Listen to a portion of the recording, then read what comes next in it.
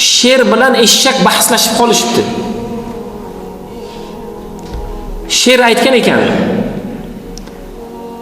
o'tni rangi qanaqa? Yashil. O'tni rangi yashil. Eshak aytar ekan, o'tni rangi ko'k. Ikkovlari juda uzoq suhbatlashibdi, uzoq bahslashibdi. Oxiri bo'lmabdi. Qozining oldiga boribdilar. Eshak da'vo ochibdi. Men sherga tushuntiryapman.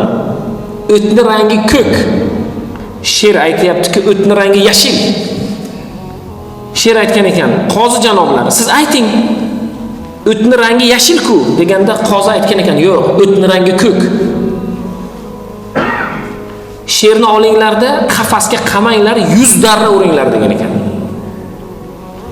100 darra urilib eshakni jo'natib yuborgandan keyin sher ozg'in, charchagan, jarohat olgan holatda qozini oldiga kelib, qozi janoblari, qanday hukm bu?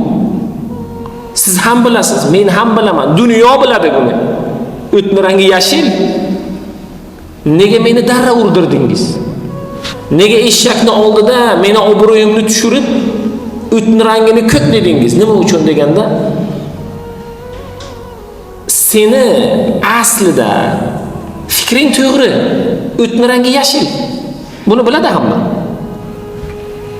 Seniga darra urganimni sababi bor. Sababi nima? Sababi sen eshak bilan tenglashganing. Bahsda, munozarada unga tenglashganing. Shuning uchun men senga darra urdirdim. Bugun qaysidir holatda so'zomonlik bilan insonni yutgani, so'zomonlik bilan qo'pollik qilgani, kuchining balandligi, quvvatining ko'pligi bilan undan g'olib chiqqani aslida uning mag'lubiyati. Tortishmang birodar. O'tni rangi qizil demaydimi? Siz o'zingiz uchun uni yashilligini biling, Xudo bilsin, tamom birodar. Haqligingizni kimning oldiga isbotlaysiz?